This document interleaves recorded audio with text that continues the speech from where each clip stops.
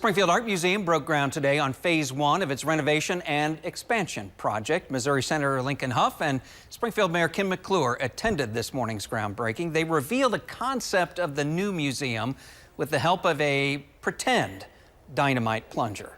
There it is there. The director explained what to look forward to in the coming years.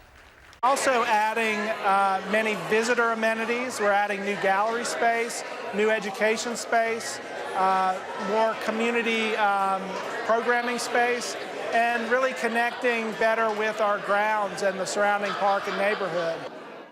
So far, the museum has raised more than $37 million toward its expansion and renovation. The goal is to complete both phases of the project in time for its centennial in 2028.